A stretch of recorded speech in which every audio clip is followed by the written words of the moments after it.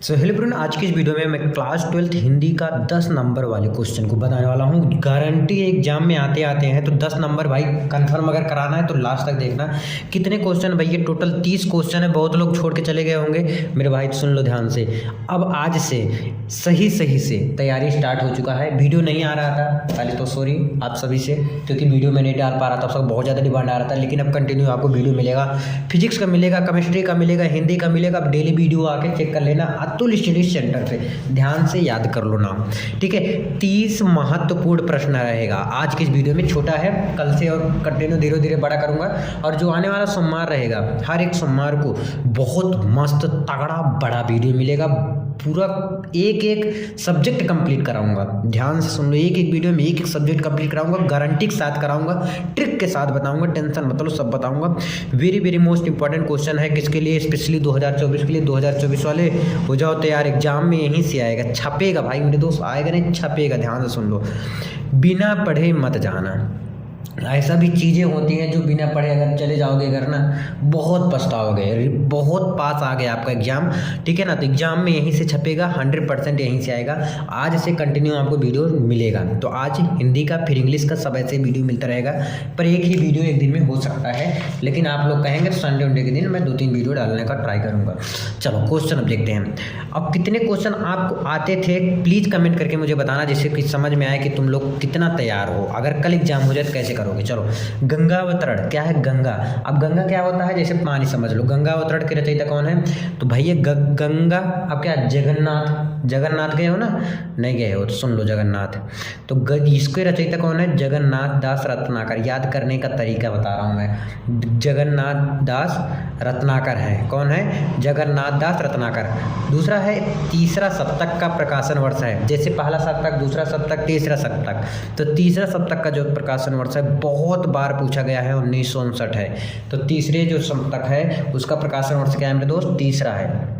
तीसरे सप्तक का प्रकाशन वर्ष क्या है? 1959 है। अगर मैं आ गया कि 1959 का प्रकाशन वर्ष क्या है, तो तीसरा सप्तक है। क्या है? तीसरा सप्तक। तो तीसरा सप्तक का प्रकाशन वर्ष 1959। समझ आया अच्छे से। नेक्स्ट है रामधारी सिंह दिनकर। रामधारी सिंह दिनकर को ज्ञानपीठ पुरस्कार प्रदान हुआ। जो रामधारी सिंह दिनकर हैं उनको ज्ञानपीठ पुरस्कार किस पे प्राप्त हुआ? वो क्या था, किस पे लिखे थे, क्या लिखे थे जिस पे उनको ज्ञानपीठ पुरस्कार मिला है? ध्यान सुनो, रामधारी सिंह दिनकर को ज्ञानपीठ पुरस्कार किस रचना पर मिला? तो उनका रचना था उर्वशी। अब उर्वशी रौतेला मत समझ लेना मेरे दोस्त, उर्वशी पर मिला था, ठीक है। किस पे मिला था? उर्वशी पर मिला था। नेक्स्ट है, जो रामचंद्र शुक्ल जी हैं, रामचंद्र शुक्ल ने हिंदी साहित्य के जिस काल को रीत काल कहा उसे श्रृंगार काल नाम दिया। ध्यान सुनो, अब ये बहुत बात पूछा गया है, क्वेश्चन समझते हैं। जो रामचंद्र शुक्ल ने हिंदी साहित्य के, जो रामचंद्र शुक्ल थे उन्होंने जिसको रीत काल कहा, ध्यान सुनो, जिस काल को रीत काल कहा है उसे श्रृंगार काल नाम किसने दे दिया? जैसे बहुत लोग रहते हैं ना घर में, एक ही लड़के का कई नाम रखने वाले होते हैं, पता होना चाहिए कौन क्या नाम रख रहा है ना। तो वैसे तो रामचंद्र शुक्ल जी ने जिसका नाम रीतिकाल रखा है, रीतिकाल कहा है, उसको ही श्रृंगार काल किसने कह दिया? वो कौन था जिसको क्या कहा? श्रृंगार काल। कौन कहा? तो भैया ये किए थे आचार्य जी। कौन किए थे? आचार्य। कौन? आचार्य विश्वनाथ प्रसाद। आचार्य विश्वनाथ प्रसाद जी। प्रसाद मिश्र ने, मिश्र भी लगा दो भाई, ठीक है। नेक्स्ट है, हिंदी का प्रथम कवि माना जाता है। जो हिंदी है उसका प्रथम कवि किसे कहा जाता है, किसे माना जाता है? सरहप्पा को। ये सब बहुत क्वेश्चन पूछने वाले बनते हैं। हिंदी का जो प्रथम कवि माना जाता है उसे किसे क्या कहते हैं हम? सरहप्पा। अष्टछाप के कवियों को संबंध है भक्ति काल की। जो अष्टछाप है के कवियों का संबंध है भक्ति काल की किससे संबंध है? ध्यान सुनो, जो अष्टछाप के कवि हैं उनका संबंध भक्ति काल के किससे है? तो भक्ति काल किससे है? कृष्ण भक्ति। कौन सी भक्ति? कृष्ण भक्ति। कृष्ण भक्ति काल से, या कृष्ण भक्ति शाखा से, शाखा से बोली ना, कृष्ण भक्ति शाखा से है, ठीक है। नेक्स्ट है हिंदी साहित्य। क्या है मेरे दोस्त? हिंदी साहित्य के आदिकाल के लिए बीजवपन काल नाम दिया। जो हिंदी साहित्य का आदिकाल है उसके लिए बीजवपन काल नाम दिया, ठीक है। कौन दिया? आचार्य जी। ये नाम बहुत बदलते हैं भाई। आचार्य महावीर प्रसाद द्विवेदी हैं ये महावीर प्रसाद द्विवेदी जी हैं, आचार्य महावीर प्रसाद द्विवेदी। ठीक है, तो आचार्य महावीर प्रसाद जो द्विवेदी थे उस साहित्य के आदिकाल के लिए बीजोपन काल नाम दिए हैं। ठीक है, नेक्स्ट है सुमित्रानंदन पंत जो थे को साहित्य अकादमी पुरस्कार किस कृति पर मिला। ध्यान से सुनो, बहुत बार भी पूछा गया है। जो सुमित्रानंदन पंत थे उनको साहित्य अकादमी पुरस्कार किस कृति पर मिला है, बहुत बार पूछा है। कौन सा अकादमी पुरस्कार? साहित्य अकादमी। साहित्य अकादमी किस पे मिला है? कला और बूढ़ा चांद, कला और बूढ़ा चांद पे मिला है। ठीक है, कला और बूढ़ा चांद, इस पे मात्रा नहीं रहेगा, चा पे रहेगा बल्कि। ठीक है, तो सुमित्रानंदन पंत को साहित्य अकादमी पुरस्कार किस कृति में मिला है? कला और बूढ़ा चांद पर मिला है। ब्राह्मण पत्र के संपादक, अब देखो ये ब्राह्मण पत्र तो यानी ब्राह्मण ही होंगे कोई, है ना। तो 4 ऑप्शन में से देखेंगे पहले, जैसे 4 ऑप्शन दिया है तो 2 तो ब्राह्मण रहेंगे, 2 तो नहीं रहेंगे ना, अब या 3 रहेंगे, तो उसमें से मुझे टिक करना होगा किसी पे गेस करके। तो जैसे प्रताप नारायण मिश्र, प्रताप नारायण मिश्र, प्रताप नारायण मिश्र जो हैं ब्राह्मण पत्र के संपादक हैं। क्या हैं? ब्राह्मण पत्र के संपादक कौन है? प्रताप नारायण मिश्र जी हैं। आनंद कादम्बिनी के संपादक थे, जो आनंद कादम्बिनी है उसके संपादक कौन थे? बद्री नारायण चौधरी थे। ठीक है, आनंद कादम्बिनी के संपादक कौन थे? बद्री नारायण चौधरी। रानी केतकी की कहानी के रचयिता कौन है? इंसा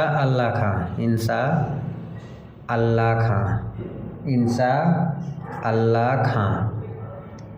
ठीक है, रानी केतकी की जो कहानी है कि रचयिता कौन है? इंसा अल्लाह खां है। ठीक है, रानी केतकी की कहानी के रचयिता कौन है? इंसा अल्लाह खां। क्या भूलूं क्या याद करूं, किस विधा की रचना है बताइएगा? आत्मकथा जो है, क्या भूलूं क्या याद करूं, किस विधा की रचना है? आत्मकथा विधा की रचना है। ध्यान से सुन लो, ये आत्मकथा है। ठीक है, तितली उपन्यास, तितली तो भाई साहब बहुत उपन्यास, तितली हो गया, कामायनी हो गया, है ना। इसके लेखक कौन है? जयशंकर प्रसाद जी हैं, ये बहुत विख्यात है भाई। ये जो कामायनी चला था वो बहुत विख्यात है इनका। वैसे तितली भी याद कर लो, तितली भी क्या है? जयशंकर प्रसाद जी का क्या है? रचनाकार है। ठीक है, नेक्स्ट चलो, नेक्स्ट पेज में चलो। नेक्स्ट क्या है? प्रयोगवादी कविता के प्रतिनिधि कवि हैं। प्रयोगवादी जो कविता है उसके कवि कौन है? अज्ञेय हैं। कौन है मेरे दोस्त? अज्ञेय हैं। ठीक है, राम भक्ति शाखा के कवि कौन नहीं हैं? बहुत लोग डिस्टर्ब हो जाते हैं, कौन है और कौन नहीं है, इसमें डिफरेंट होता है। तो सब रहेंगे, नंददास जो हैं आपके नहीं हैं, नंददास जो हैं वो राम भक्ति शाखा के कवि नहीं हैं। ध्यान समझना इस क्वेश्चन को, 1 नंबर आपका माथा फेल कर सकता है, समझ लो। तार सप्तक का प्रकाशन वर्ष है, तार सप्तक का प्रकाशन वर्ष क्या है? 1943 ईस्वी।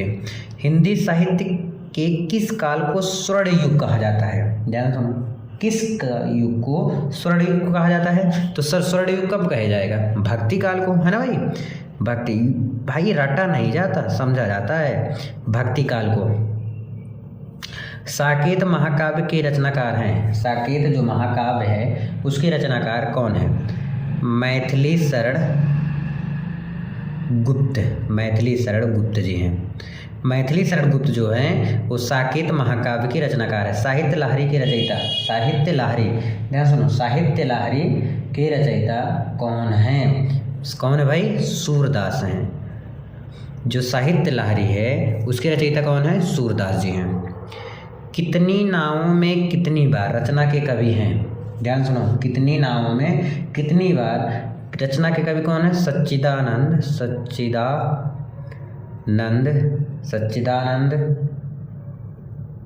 हीरानंद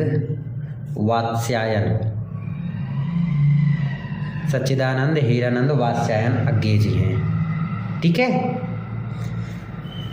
अगला है नेक्स्ट, रीतिमुक्त काव्यधारा के कवि हैं। रीतिमुक्त काव्यधारा के कवि कौन है? घनानंद है।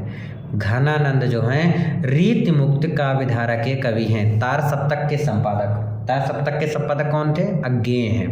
अज्ञेय जी जो हैं तार सप्तक के संपादक है। देखो कामायनी आ गया। कामायनी किसके लेखक, कौन लेखक हैं इसके? जयशंकर प्रसाद जी हैं। अब इसकी रचयिता कौन है? लिखा भी है महाकाव्य की रचयिता कौन है भाई? वही जो बात बताते चला रहा हूँ। अब आप इसको कमेंट में बताओ, आंसर कमेंट में बताओ आप लोग। सुमित्रानंदन पंत को किस रचना पर ज्ञानपीठ पुरस्कार मिला? सुमित्रानंदन पंत जो थे उनको किस रचना पर ज्ञानपीठ पुरस्कार मिला? ठीक है, बताओ ज्ञानपीठ पुरस्कार किस रचना पर मिला है उनको? ये सब इम्पोर्टेंट है। तो चिदम्बरा पे मिला है। चिदम्बरा पे क्या हुआ? ज्ञानपीठ पुरस्कार मिला था। कामायनी महाकाव्य में सर्गों की संख्या कितनी होती है? 15। कितनी होती है मेरे दोस्त? 15 होती है। यामा रचना है, किसकी रचना है यामा? महादेवी जी का है। किसका? महादेवी वर्मा का। महादेवी वर्मा जो है यामा रचना है इनका। ठीक है, नेक्स्ट है विनय पत्रिका की रचयिता है। विनय पत्रिका की रचयिता कौन है? तुलसीदास है। तो विनय पत्रिका की रचयिता कौन है? तुलसीदास। आई होप आप लोग क्लियर हो गया होगा। तो आज के लिए बस इतना, मिलते हैं नेक्स्ट वीडियो में। प्लीज़ कमेंट करके फटाफट बताइए कि अब अगला नेक्स्ट और वीडियो कौन सा चाहिए। Thank you so much.